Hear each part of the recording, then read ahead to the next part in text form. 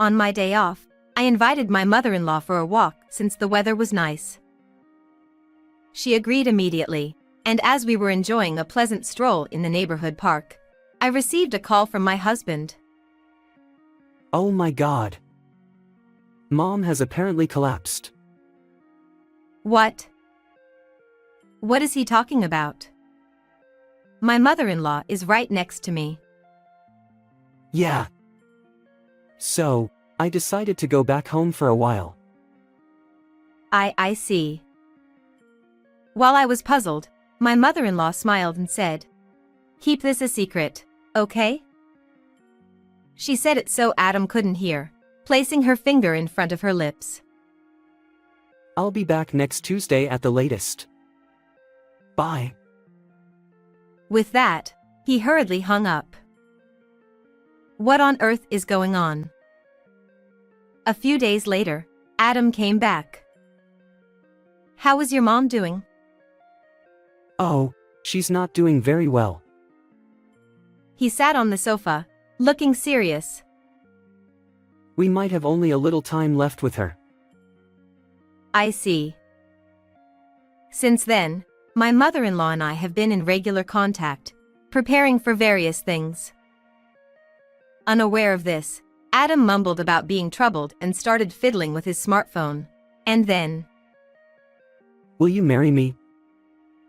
it's my 5th year in New York, at a 3-star restaurant I could never have imagined going to before.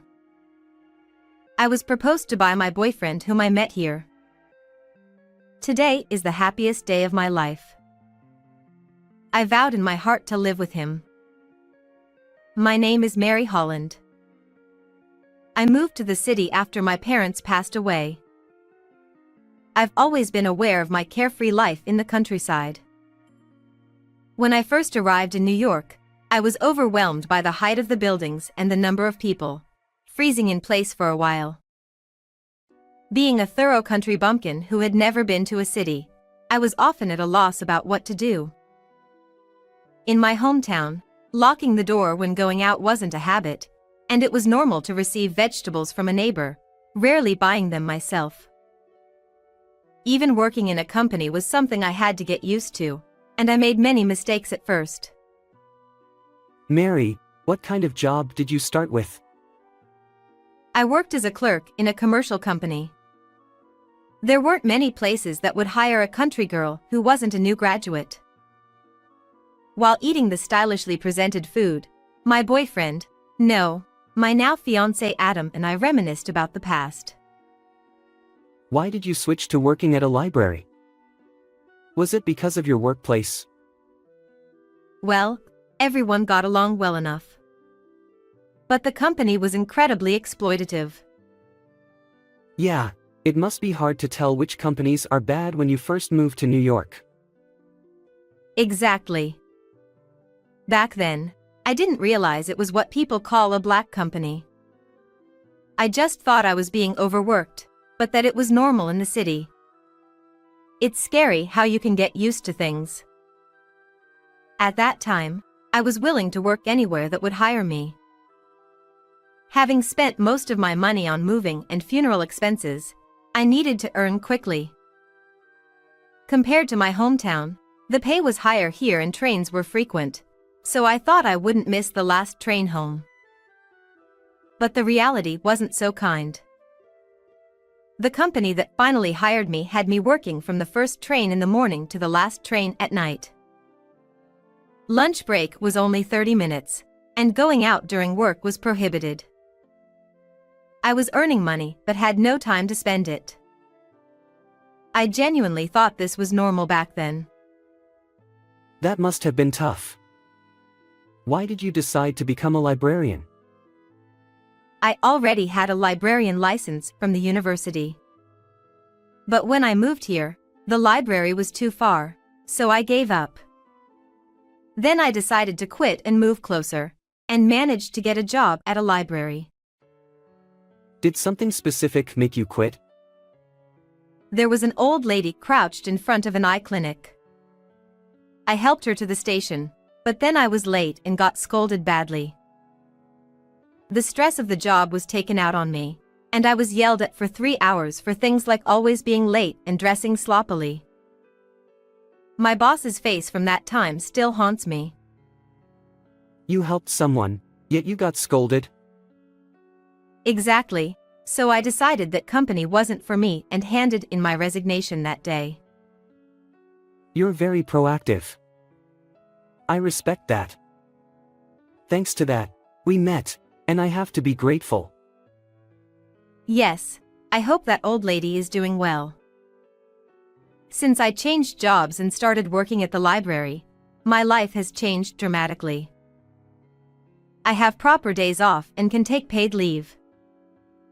The people at work are very kind and taught me everything with patience. The pay is lower than at the prior company, but I'm happy to be surrounded by books I love, feeling a great sense of fulfillment. While working in this wonderful environment, I met Adam, who was looking for a book, and we hit it off. After a few meals together, we started dating. I'm grateful to the books that brought me to Adam. By the way, I want to tell my mom about us. Do you have any free time next Sunday? How about next Sunday? Okay. I'll contact my mom. She's strict, but she's not a bad person. She'll accept you, don't worry. Thank you. Tell me what she likes, okay? Sure, let's go buy something together. Maybe give her a recommended book as a present. That sounds great. We continued chatting while eating the delicious food and drinking wine, maybe a bit too much. But I'll never forget the signed marriage certificate Adam gave me at the end. May these happy days continue forever. Time passed, and today was the day to visit my mother-in-law. I was nervous about meeting her for the first time. I got up earlier than usual and dressed carefully. Welcome, both of you. Thanks for coming all this way. Thanks, Mom. This is my wife, Mary. Nice to meet you. I'm Mary. I may be inexperienced, but I look forward to being part of the family. At the entrance stood a kind-looking woman who quickly told me to lift my head and guided us inside. After some casual chat about where I'm from and my hobbies, she suddenly asked, "So, Mary, what do you do for work?" The atmosphere changed slightly. She works as a clerk at a library. At a library, I see. Is something wrong? No, it's not bad, but...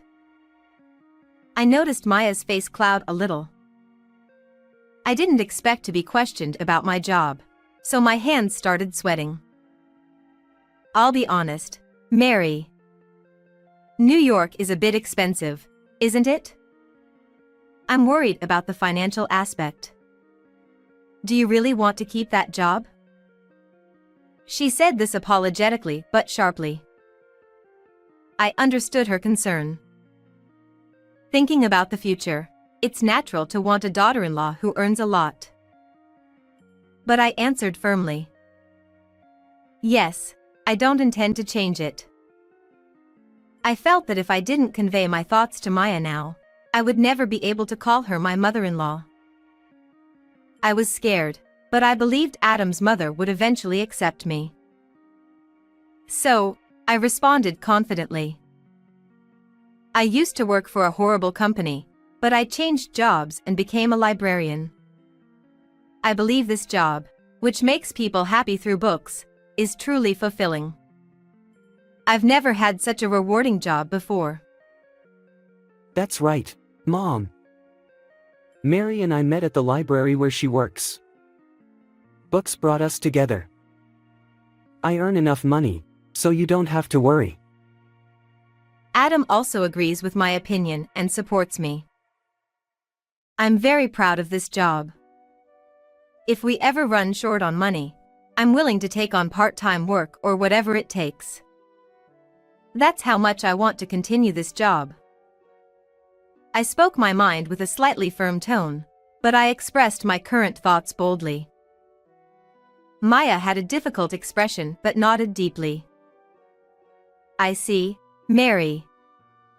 I raised Adam on my own after losing my husband. I can't let go easily. So, I want you to prove gradually that you are a respectable person. Of course, Maya. I responded loudly with a smile.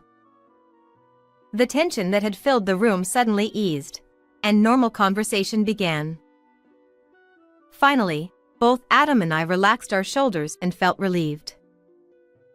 The more we talked, the more it became clear that Maya was a family-oriented person. Although she lives in the neighboring prefecture and won't be living with us, I decided to build a good relationship with her. 15 years later, as promised, I still visit my mother-in-law's house regularly. At first, she seemed strict, but each time I brought her a book, she joyfully shared her thoughts on it. Eventually, we started holding regular tea parties and book discussions. For a book lover like me, it was the perfect break and a great way to bond with my mother-in-law, killing two birds with one stone.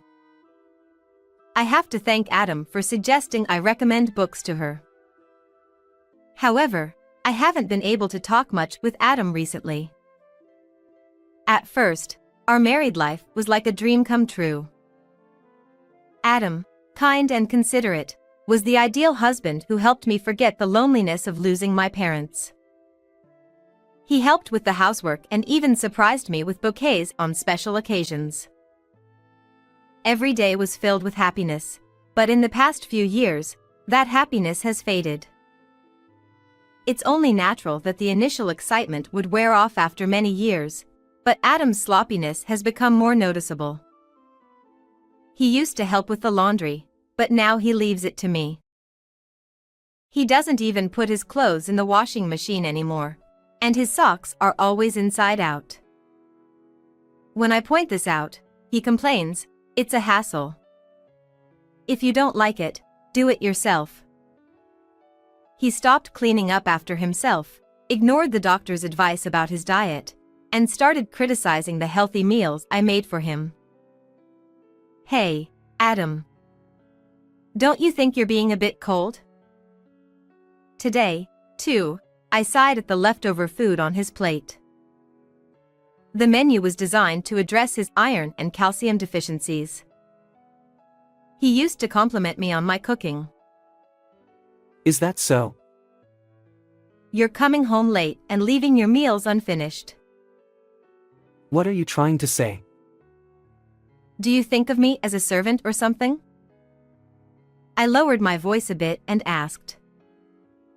In the early days, he used to say that it was natural for a married couple to share housework, but now he does nothing. If I didn't make dinner, he would get angry and leave. The stress of doing housework while trying to keep Adam happy was building up. I've had enough. I don't think of you like that. Then what about your recent behavior? I'm not just a convenient woman. You think I see you that way? I'm disappointed. I thought I was showing you love, but if you don't see it, fine. Love? I don't feel any of it. You should be grateful for my salary, allowing us to live in this nice house. Stop complaining. With that, Adam went back to his room. I knelt on the spot, taking deep breaths to calm the rising emotions. Such incidents had become a daily occurrence. Whenever I pointed out something, he would twist the conversation to make it seem like I was at fault. We no longer shared the same bed. I swallowed the words "it's painful" that were about to escape my throat and began cleaning up the leftover food. I wished that my feelings would wash away with the running water. A few days later. It's a weekday, but the library is closed, so I have the day off. The weather is nice, so I decided to visit my mother-in-law and invite her for a walk. She readily agreed. and as we walked through a nearby park, enjoying the pleasant sunlight, I received a call from Adam. It's terrible, Mary.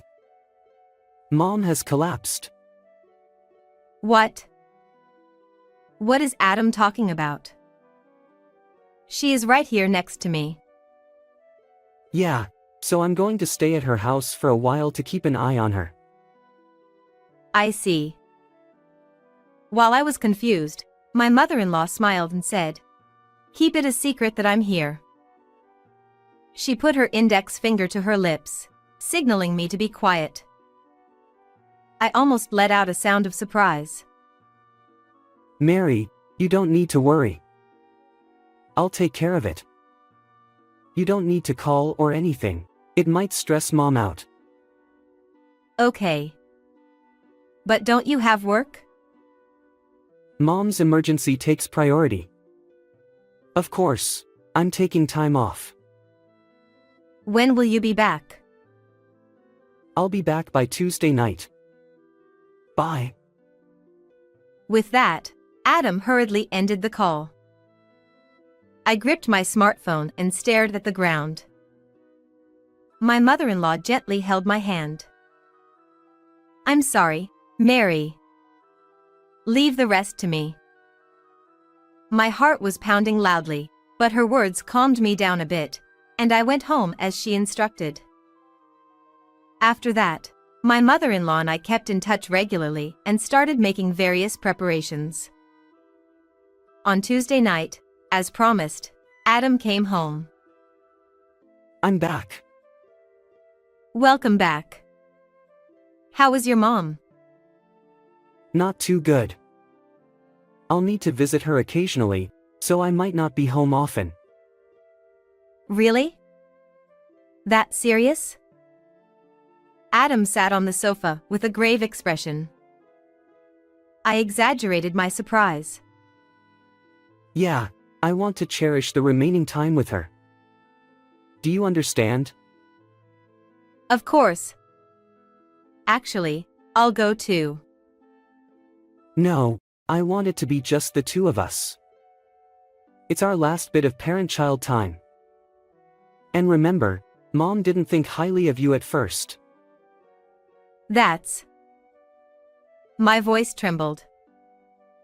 Adam muttered, "What a bother," and picked up his smartphone. Unable to hold it in anymore, I clutched my stomach and burst out laughing. Haha, Adam, you're the best.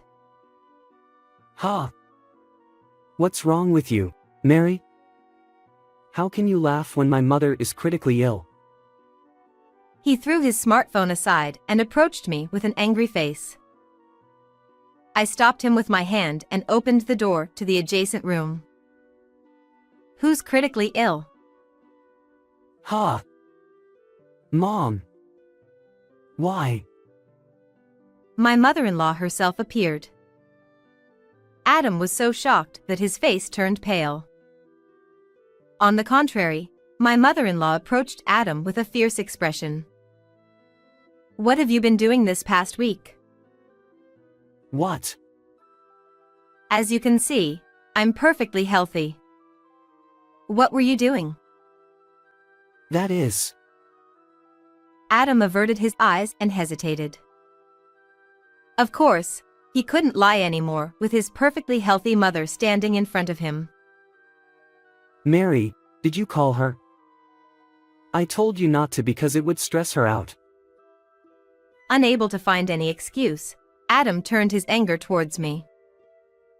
But with the upper hand, I wasn't afraid.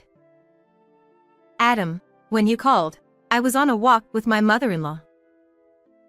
I showed Adam my chat history with my mother-in-law. It clearly showed our conversation when I invited her for a walk on the library's day off, and she gladly accepted. So, it was obvious from the start that you were lying. But why? You two weren't that close. At first, she complained about your low salary.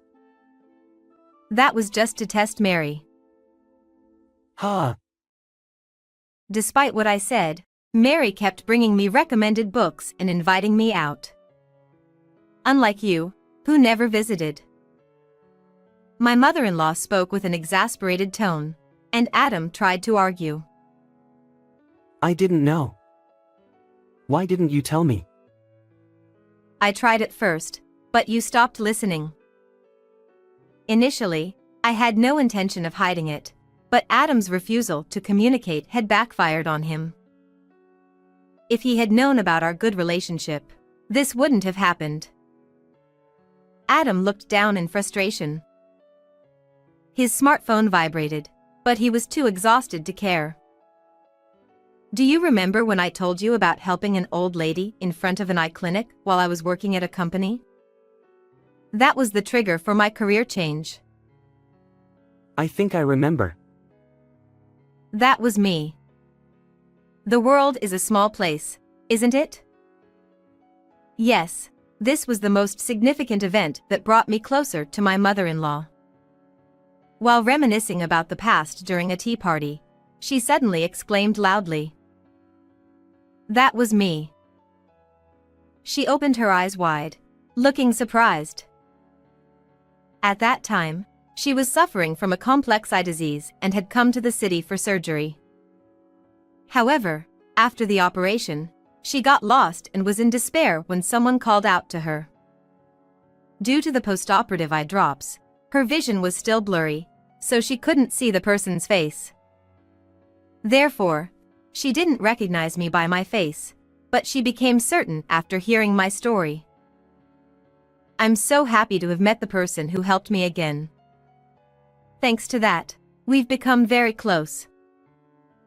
I was too exhausted at that time to remember faces properly, so I didn't realize it. I've been wondering if you made it home safely ever since. Thanks to you, I did.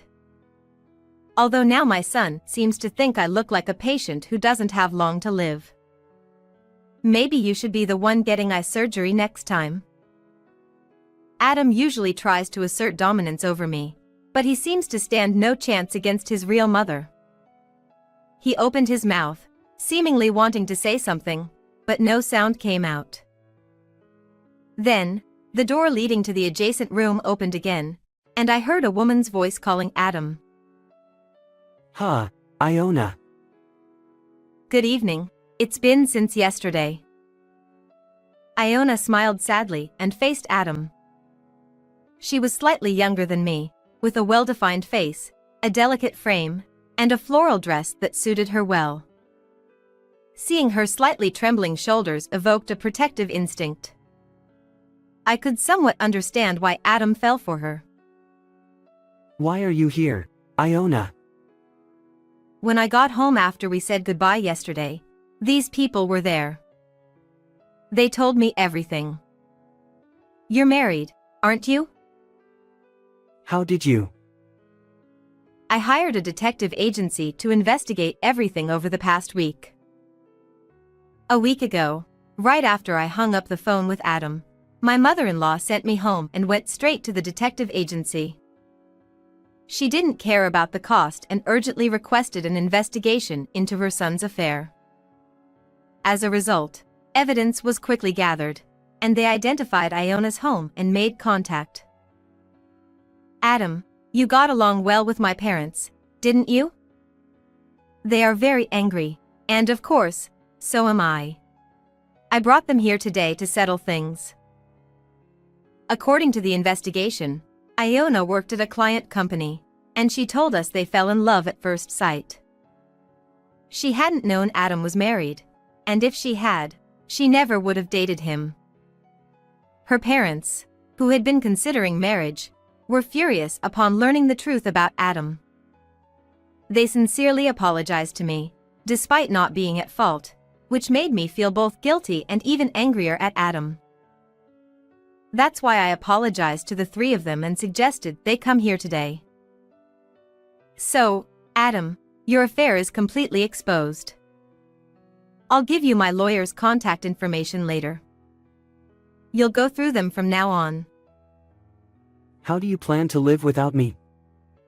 Prices have skyrocketed compared to before. You can't survive on your salary alone. Adam glared at me, half defiantly. My mother-in-law stepped in to block Adam's view of me. Actually, I've started something new. With that, she showed Adam a screen on her smartphone. What is this? Recently, I started investing in real estate. It's been extremely profitable. The money spent on the detective agency didn't hurt at all. The screen showed a rate graph. My mother-in-law, who had been studying investment, had succeeded greatly in these investments. Of course, I also helped by applying what I learned from university and my favorite books. We were likely earning far more than Adam's salary now. So, you don't need to worry about our money. You should be more concerned about your own financial situation, as you'll soon be paying alimony and living a poor life. What? Alimony, you're joking, right? No, it's only natural since you had an affair. You'll be paying for both me and Iona. Adam, looking deflated, suddenly seemed to get an idea, grinning smugly as he pointed at me. Ha! Too bad, Mary. I have my mother's inheritance. Sure, I'll pay the alimony, but I'll be back to my old life in no time. How did you end up so foolish? Seeing Adam's triumphant declaration, my mother-in-law looked exasperated and held her head. I felt the same. Mom, it's a major crisis for your precious son. Please. Adam, you are indeed my precious son. But I never raised you to do such inhumane things. What? I'm disowning you. From now on, live on your own. No way. What about the inheritance? I'm giving it to Mary. I couldn't help but exclaim in surprise. I knew she was considering disowning him, but she had never mentioned the inheritance. I was overwhelmed with joy, as someone who lost her parents, to be valued so much. Mary, would you like to become my real daughter? Those words made me feel a rush of warmth. They were words I had longed to hear. I've been lonely since my parents died. Are you sure? Of course. Let's take care of each other from now on. My mother-in-law, no, my mother opened her arms toward me, and I jumped in without hesitation. Ah, the warmth of a mother after so long. Today might be the worst day of my life, but it's also the best day of my life. Seeing us, Adam yelled, "That's a lie," in anger. So, Mary, this was your plan all along. You got close to me for my mother's inheritance and deceived her. Adam turned red with rage, but I calmly replied, "You reap what you sow." I felt a weight lift off my shoulders. From now on, I would live freely with my mother. By the way, this has been buzzing non-stop. Iona handed Adam his vibrating smartphone. As Adam answered it in frustration, a man's angry voice shouted, "You're fired." Trouble with a client. Marriage fraud. This must be a mistake. A pale Adam desperately tried to explain but was cut off. He stood there helplessly, with only a smiling Iona in front of him. Iona, you're on my side, right? Adam reached out to her like praying to a god, but she brushed him off. Adam, I once married a terrible man and got divorced. I truly thought I could be happy this time. Iona. But you were the same. I reported it to the company. Goodbye. With that, Iona headed for the door, and my mother followed. I handed the completed divorce papers to Adam and left the house. After that, Adam surprisingly agreed to the divorce easily. We received alimony, and my mother and I moved to an apartment to avoid Adam's intrusion. According to rumors, Adam struggled to find a new job. We had spread his bad reputation, making it difficult for him to get another job in the same industry. He was probably living a poor life by now. Good morning, Mom. Good morning, Mary. It's such a nice day. Shall we have a picnic at that big park today? Sounds great. Let's make some sandwiches and bring them. I lived peacefully with my mother in our apartment. We went to the library to study real estate investment together, spent weekends going out, sharing book reviews, and enjoying a leisurely time. Our investments continued to succeed, and my mother's savings kept growing. Spending time with my beloved books and my beloved mother, I was happy. How did you like this story? Please subscribe to our channel. See you in the next video.